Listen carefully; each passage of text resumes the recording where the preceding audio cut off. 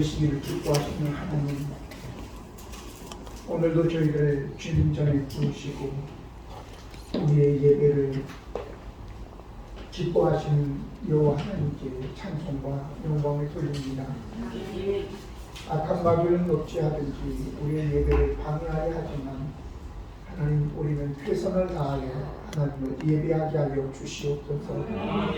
하나님, 오늘도 주님 전에 나와 하나님의 은혜를 사모하는 주의 자녀들에 하나님께서 하늘문을 활짝 여시어서 복의 복을 더하시고 하나님의 은혜를 더하시어서 이 땅에서 환경이 어떠하든지 하나님의 은혜의 사랑을 생각하며 담대히 이기게 하여 주시옵소서. 오늘도 부유한 총을 세우시어 말씀을 전하게 하셨으니 성령님의 권세로 말씀을 전하여 우리 성도들에게 큰 은혜가 되고 생명과 지혜와 문제의 해결이 되며 치유와 회복이 일어나게 도와주옵소서. 때로는 우리의 잘못된 부분들이 지적받아 회개에 이르게 하여 주시옵소서. 오늘도 함께 하시는 하나님을 찬양하며 우리 구주 예수 그리스도의 이름으로 기도드립니다. 아직 안 나왔어요? 신경 쓰지 마시고 여러분들 주보에 단톡방에 올리려고 생각하니까 여러분들 주보에 있으니까 주보를 쫙 펴셔서 오른쪽 끝에, 안쪽 오른쪽 끝에, 오늘은 좀 큰 글자로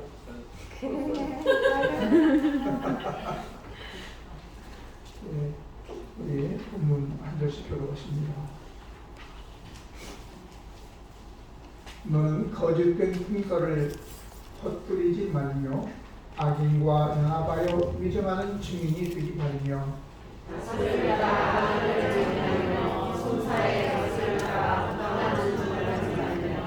강한 자의 송사라고 해서 편벽들이 두둔하지 말지니라.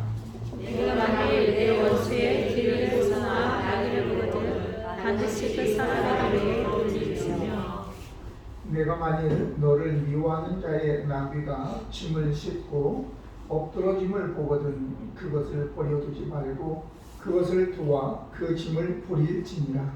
너는 가난한 자의 수선하고 정의를 굳게 하지 말며 거짓 일을 멀리하며 무죄한 자와 의로운 자를 죽이지 말라. 나는 악인을 의롭다 하지 아니하겠노라.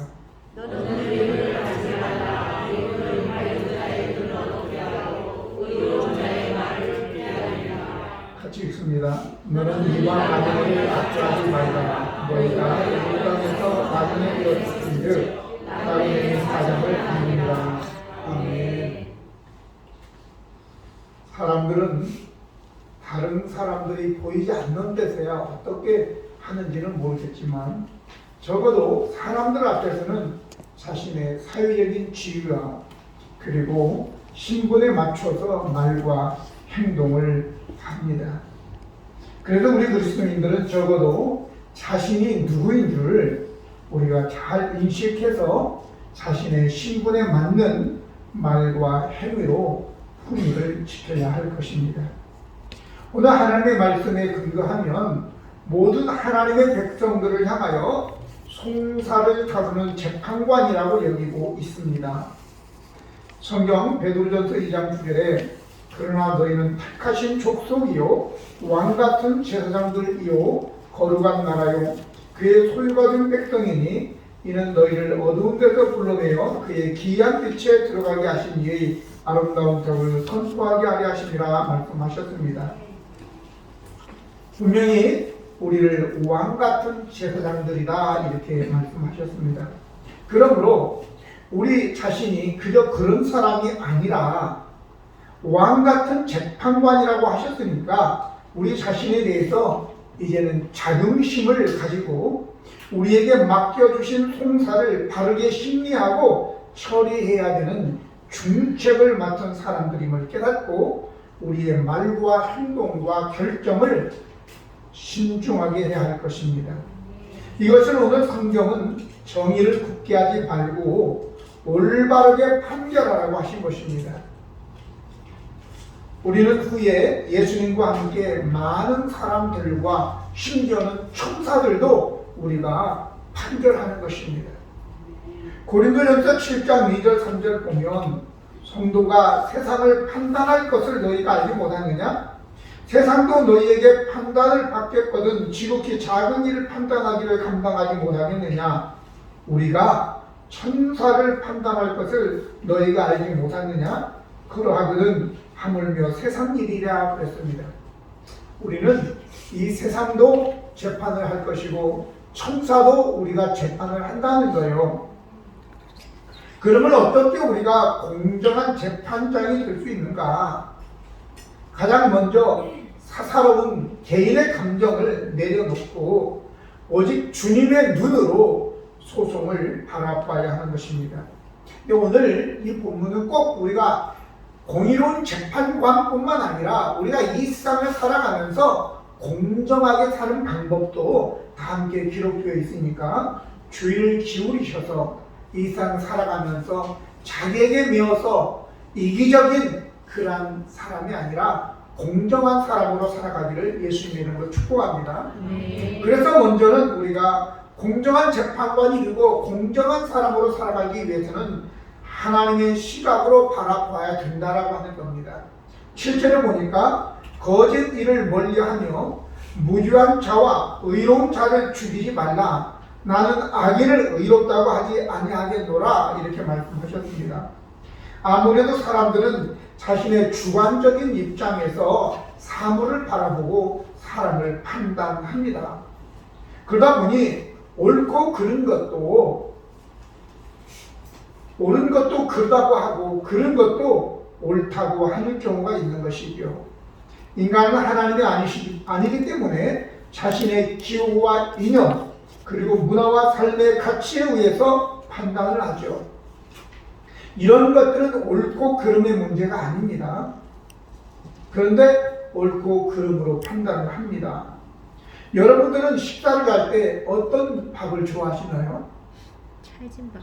노인들은 찰진밥을 물기가 좀 있는 촉촉한 밥을 좋아하시죠, 그죠? 저희 아내는 그런 밥 싫어합니다. 근데 여기서 끝나는 게 아니에요. 저 태국이나 베트남 그쪽에서 한국으로 와서 일을 하는 분들이나 결혼해서 사는 사람들의 한국에서 적응하는데 가장 어려웠던 것이 무엇인가 라고 얘기하니까요. 밥이래요. 밥이 소화가 잘 안 돼서 고생을 했다 그래요. 그 어떤 사람은 계속 떡볶이만 먹었다고 얘기하더라고요. 근데 여러분과 저는 어때요?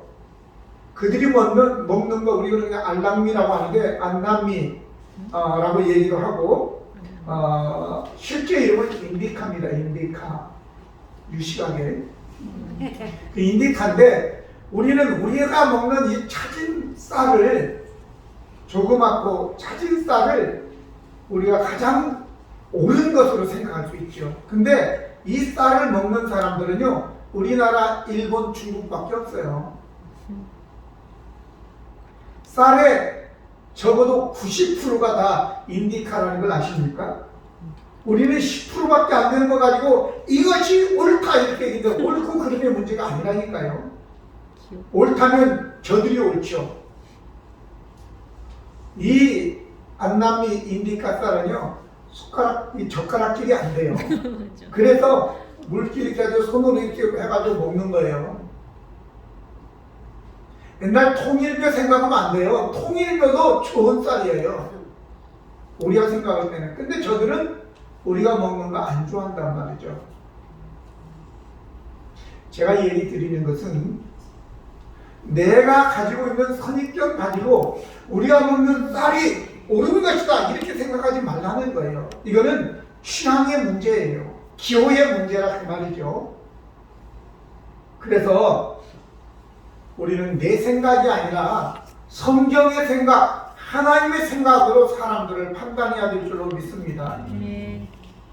하나님은 사무엘을 통해서 사울에게 야 아말렉과 전쟁할 때 호흡이 있는 건 다 죽여 이렇게 얘기했는데 전쟁에다 보니까 토실토실한 소나 양을 보고 저들 그냥 괜히 죽일 필요가 없잖아요. 그렇죠? 여러분들 같으면 사울같이 그렇게 안 죽이고 했겠어요? 아니면 죽였겠어요? 우리 모두 다 사울이에요. 아까워요. 그래서 잡아왔는데 사무엘이 이게 무슨 소리냐 물어보니까 이거 여호와 하나님에게 제사 드리려고 기름진 양과 소를 잡아왔습니다. 이렇게 얘기하는 거예요. 그러니까 사무엘상 15장 22절에 순종이 제사보다 낫고 듣는 것이 순양의 기름보다 낫다고 그렇게 말씀하신 것입니다. 그러니까 우리의 사고로 세상을 판단하지 말고 사람을 판단하지 말고 하나님의 말씀으로 하나님의 시각으로 판단하기를 예수님의 이름으로 축복합니다. 두 번째는 다수를 따라 악을 행하지 말아야 되는 것입니다. 2절에 보니까 다수를 따라 악을 행하지 말며 송사의 다수를 따라 부당한 증언을 하지 말며 라고 얘기했습니다. 다수결은 민주주의 원칙 중에 하나입니다. 그러나 이 다수결이 언제나 옳은 것은 아니죠. 기독교는 다수결의 원칙을 따르는 것이 아니라 진리를 따라야 할 줄로 믿습니다. 북담에 도적놈도 패가 있다 그랬어요. 도둑놈도 패가 있다니까요. 시커먼 속셈을 가진 자들이 숫자가 많다고 다수결로 결정하면 옳은 것이 아니라는 거죠. 스데반 집사를 돌로 쳐 죽일 때 다수결의 원칙에서 죽이자 그래서 돌로 쳐 죽였는데 그게 옳은 거였어요? 예수님을 십자가 못 박아 죽이라 그래가지고 소리쳐서 그 다수결로 죽였는데 그게 옳은 거였느냐고요. 빌라도는 분명히 이들이 시기로 예수님을 잡아 죽이는 줄 알았지만 무리들이 소리를 질러대니까 만약에 예수를 놓아주었다가는 밀란이 날까 두려워서 무리들의 그 외침에 그냥 굴복하고 만 거예요.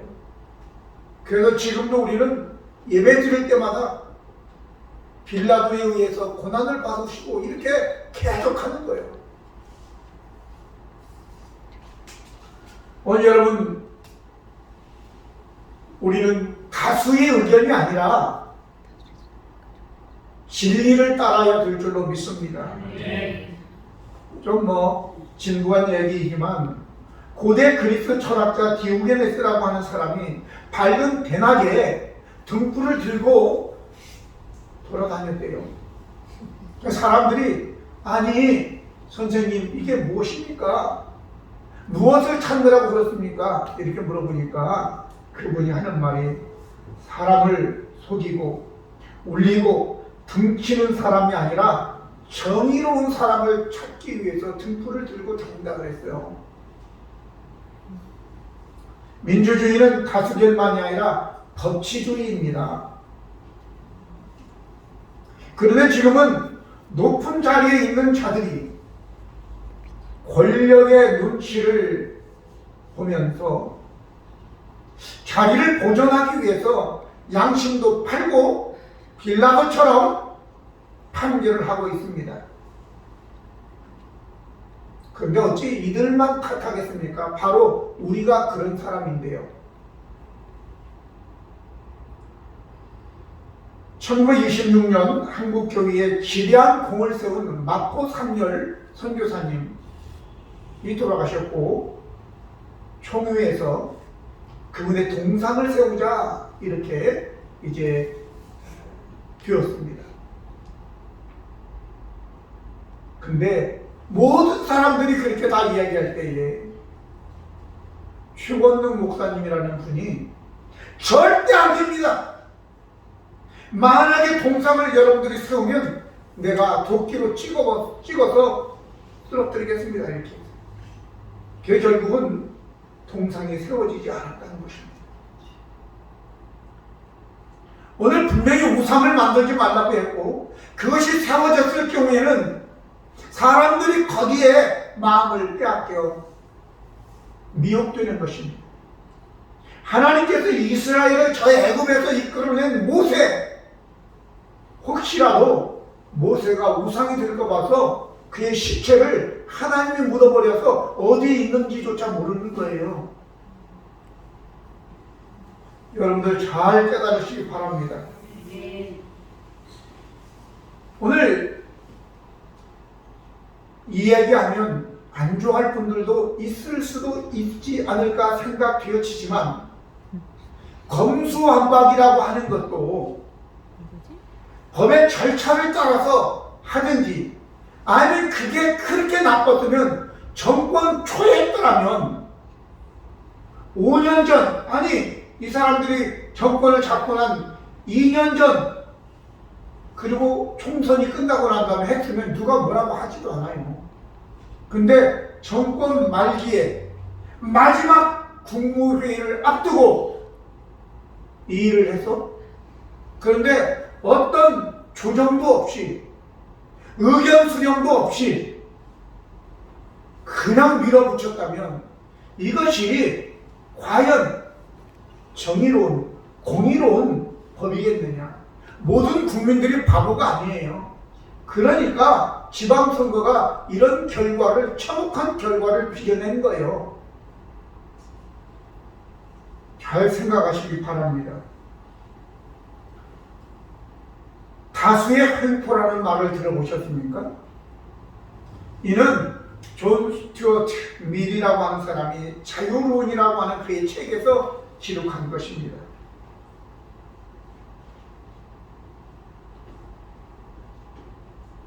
그는 말하기를 다수의 횡포가 민주주의의 가장 큰 적이다, 이렇게 얘기하고 있습니다. 물론 우리가 그것이 진리라면 다수건 소수건 중요한 거 아니에요. 그런데 그것이 불의한 것이라면 다수에 대해서 우리는 항거해야 될 줄로 믿습니다. 그것이 이루어지고 이루어지지 않고는 하나님의 몫이겠죠.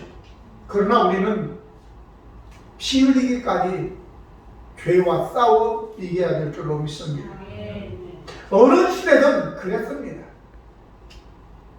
다수가 예수님을 잡아 죽여야 된다고 할 때에 아리마대 요셉이나 니고데모 같은 사람도 있었고, 아합이나 이세벨처럼 권력이 사람을 죽이고 지들 마음대로 할 때 역시 그때도 엘리야라는 하나님의 선지자가 있었다는 것을 기억하시기 바랍니다. 그러면 오늘 우리가 다수를 따라 악을 행하려는 의도는 무엇인가요? 첫 번째는 자신의 안위 때문에 그렇습니다. 자기의 자리를 보존하고, 또한 뇌물을 받았기 때문에 그렇고, 또한 이념 때문에도 그렇습니다. 자기 편이기 때문에 그렇다는 거죠. 오늘 그래서 성경은 우리에게 공정한 재판관이 되려면 뇌물을 받지 말라고 얘기한 것입니다. 세 번째 8절을 보면 너는 뇌물을 받지 말라. 뇌물은 밝은 자의 눈을 어둡게 하고 의로운 자의 말을 굽게 하느니라, 이렇게 얘기하고 있습니다. 뇌물이라고 하는 것은 샤하드라고 하는 말로서 선물을 주다, 뇌물을 주다, 속전을 내다 등으로 사용되는데, 사전에는 이렇게 나옵니다. 일정한 직무에 있는 자의 지위를 사사로운 일에 이용하기 위해서 넌지시 주는 부정한 돈이나 물건, 이렇게 얘기한 것입니다. 뇌물은 본문에 있는 말씀에 기록되었듯이 밝은 자의 눈을 어둡게 하고 의로운 자라도 말을 굽게 한다라고 하였습니다. 제가 혼자 생각해 봤어요. 만일 초등학생들에게 야, 너 뇌물이 좋은 것이냐 나쁜 것이냐 이렇게 물어보면 뭐라고 대답할까요? 우리 현솔이가 안 왔네 물어보려고 했는데, 근데 현솔이는 뇌물을 알지 모르겠어. 아니, 현솔이 형이 한번 얘기해봐. 네가 여기서 제일 어리네. 뇌물이 좋은 것이냐 나쁜 것이냐? 나쁜 것? 자, 쟤도 아는데 그러면 그걸 갖다가 국회의원들이나 장관들 후보자들에게 청문회 때 그걸 물어보면 그들이 뭐라고 대답할까요? 대법관들에게 물어보면 어떻게 될까요? 헌법관들에게 물어보면 뭐라고 대답할까요? 다 뇌물은 나쁜 것이다 이렇게 얘기할 거예요. 곽상도 의원에게 물어봤어도 나쁜 것 그렇게 했을 거예요.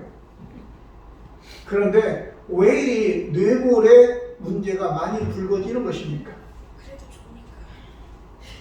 성경을 여러분들 잘 깨달아야 되는데, 뇌물이라고 하는 것은, 돈이라고 하는 것은 우리의 이성을, 판단을 흐리게 만듭니다. 성경은 이렇게 얘기합니다. 굉장히 많이 나와요. 대표적인 것 몇 개만 말씀드리면, 악인은 사람의 품에서 뇌물을 받고 재판을 굳게 한다. 신명기 27장 25절에 무죄한 자를 죽이려고 뇌물을 받는 자는 저주를 받을 것이라 할 것이요 모든 백성은 아멘할지니라 이랬어요. 제가 한번 여러분들 물어볼 테니까 여러분들은 아멘하세요. 무죄한 자를 죽이려고 뇌물을 받는 자는 저주를 받을 것이니라. 아멘. 않는 분은 또 뭐야?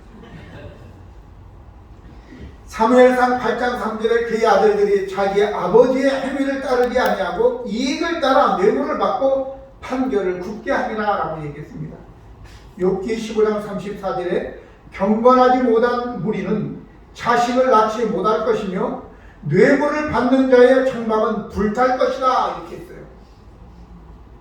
뇌물을 주고받을 때는 좋겠죠. 그런데 결과는 참혹하다. 분명히 오늘 성경은 뇌물을 받는 자는 저주를 받는다. 뇌물을 받는 자는 장막에 집이 불탄다 이렇게 얘기한 거예요. 끝난다 인생. 여러분 뇌물을 주지도 말고 받지도 말기를 바랍니다. 제가 볼 때는 여기에는 그런 자리에 있는 사람이 아무도 없어. 그게 다행인 줄 아세요. 아셨죠? 네. 마지막으로 공정한 재판관이 되려면 편파적인 판정을 하지 말라고 3절에서 6절까지 기록합니다.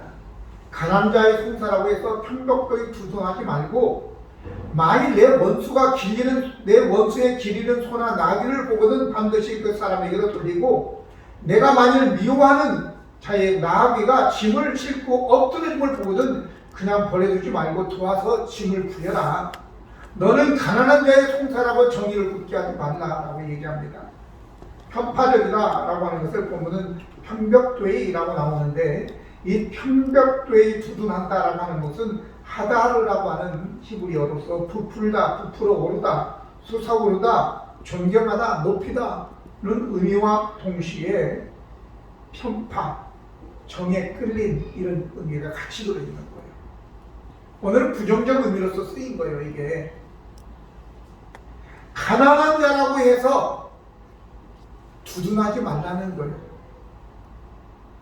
가난한 자를 보면 과거에 내가 가난한 적이 생각나서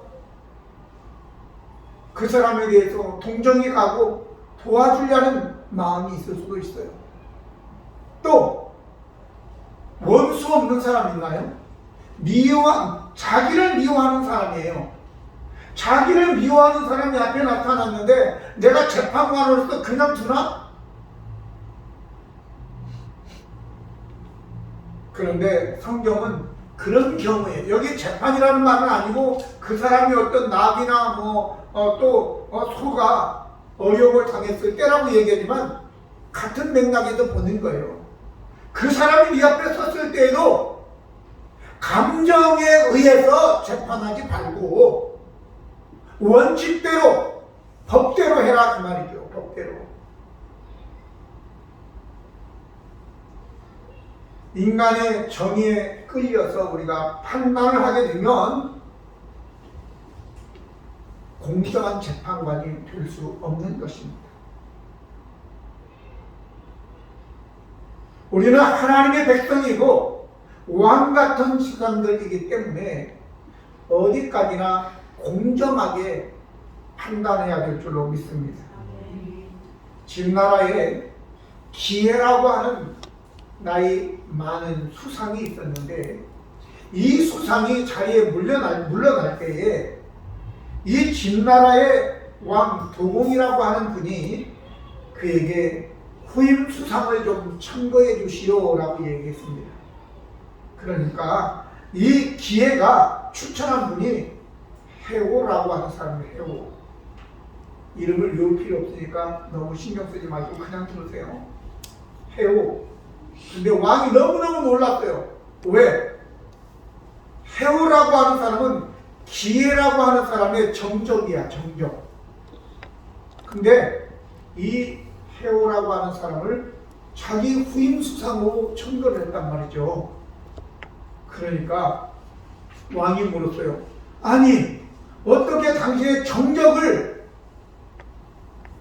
후임 수상으로 청구를 하시오라고 하니까 이 기회라고 하는 분이 왕께서는 나에게 네 정적이 누구냐 그렇게 묻지 않고 후임 수상이 누구를 세울 것인가 물어봤다는 거예요.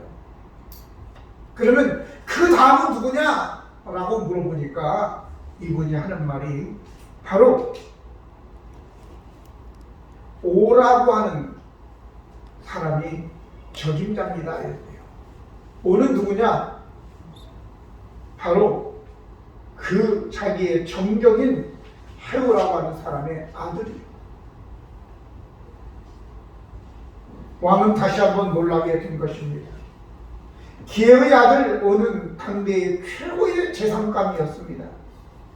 왕은 기회의 공평무사에 탐복을 하고 그 기회의 조언과 충언을 훗날에도 수용했다고 합니다. 제가 이 공평에 대해서 한번 예화를 검색을 해보니까 재미있는 예화가 있어 소개해드립니다. 사람들은 결혼 후에 얼마간은 집안이 어떻든 등, 또 수준이 어떻다는 등 그러면서 싸우죠. 그런데 이제 조금 나이가 먹어가면 다 그게 별 의미가 없어진다는 거죠. 나이가 40이 되면 남녀 성의 구별이 별로 없어진다고 그래요. 50대 중반 넘어가면요, 여자도 아니고 남자도 아니고 다 그렇게 되거든요. 근데 50대는 공부한 사람이나 안 한 사람이나 지식이 평등해진다고 해요. 옛날에는 무슨 경제학을 공부하고 철학을 공부하고 다 아무 의미가 없는 거예요. 50대가 되면 다 그거 가지고 사는, 저기 일하는 사람들 물어보세요. 뭘 전공했는지 아무런 의미가 없어요. 우리 하집사는 전공이 뭐예요? 네? 경영. 뭘 경영하고 있어요 지금? 50대도 안 됐는데도 절됐어요.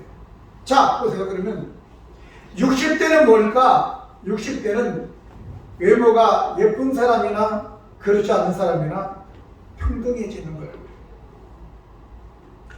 70대는 건강이 비슷해지는 거예요. 건강이. 골골한 사람도 우리 김영남 지사 굉장히 골골해져. 근데 지금은 건강한 편에 속하는 거예요. 비슷해지는 거예요, 다. 그러면 80대는 돈이 많고 적고 다 평균이 되는 거예요. 먹고 입는 것이 다 비슷하단 말이죠. 돈 많다고 해서 양복 쫙 빼고 넥타이 넣고 돌아다니는 게 아니에요. 편한 옷 입고 돌아다니게 돼 있어요. 그러면 90대는 나 이 말 너무 웃었어요.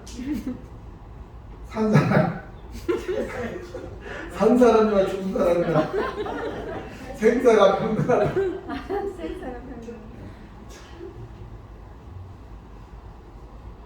결국 우리는 죽음 앞에서 다 평등하게 되는 겁니다. 이게 하나님이 만드신 거예요.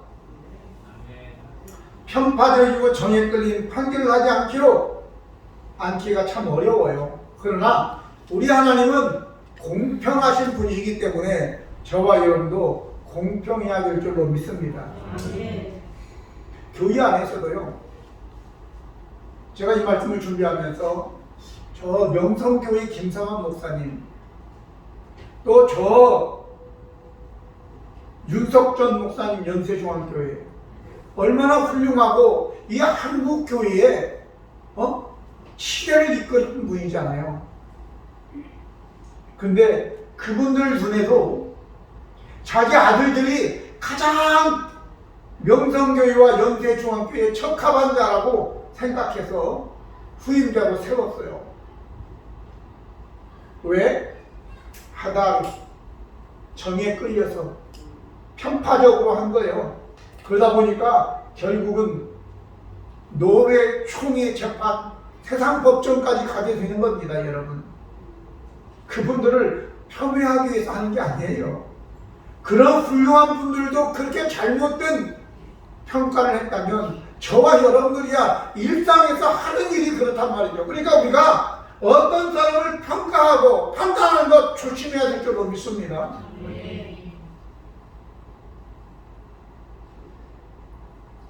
하나님은 공평하신 분이세요. 여러분들 속아 힘이 있지만, 뿔은 있지만 이빨은 강하지 않죠. 이빨이 강한 사자나 호랑이는 이빨은 강한데 뿔은 없죠. 꽃이 화려한 나무들은요, 장미꽃 열매 없어요. 벚꽃이 화려하게 꽃을 피지만 올해는 또 벚지도 안 열렸더라고요. 거기 좀 까먹고 했는데 나가서 보니까 저 위에 몇 개만 열려 있더라고요. 화려하게 꽃 벚꽃, 거기에는 열매가 없는 거예요.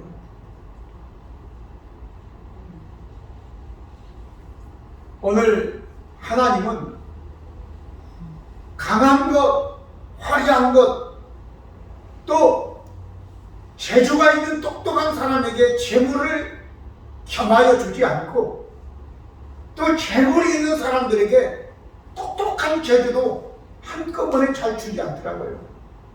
이건 좀 조심스러운 얘기지만, 삼성가에 그들은 돈을 버는 특별히 재주가 있는 것 같아요. 근데 삼성가에는 유전적인 질병이 있어요. 이건희 회장도 그렇게 해서 돌아가셨고, 또 지난번에도 뭐 모임 때문에 나오는데 50대라고 하는데 여인 한 분을 휠체어로 끌고 이부진 이재용이 동생이 이렇게 끌고 오는 것을 보았어요. 그 가문에 흐르는 그러한 유전적 질병, 다 만족하게 다 주어지는 건 아니라고 하는 것을 제가 말씀드리는 겁니다. 오늘 저와 여러분, 없는 것 다 욕심내지 말고 있는 것 가지고 하나님의 뜻에 맞추어 우리가 공평하게 공정한 하나님을 위해서 살아가는 저와 여러분 되시기를 바랍니다. 재판관 우리는 아닐지라도 그런 마음의 자세를 가지고 사람들을 판단하고 그러지 마시고, 하나님의 눈으로 또 선한 마음으로 하나님의 나라 백성으로서 우리가 잘, 내가 최고라, 내가 아는 것이 진짜야, 이렇게 생각하지 마시고 얼마든지 우리가 잘못 판단할 수도 있는 겁니다. 그러니까 겸손하게 우리가 살아가는 또 한 주간 되기를 예수님의 이름으로 축복합니다. 기도하시겠습니다. 거룩하시고 온유하신 하나님 아버지, 하나님 우리에게 너희 공정한 재판관이 되라 이렇게 말씀하십니다.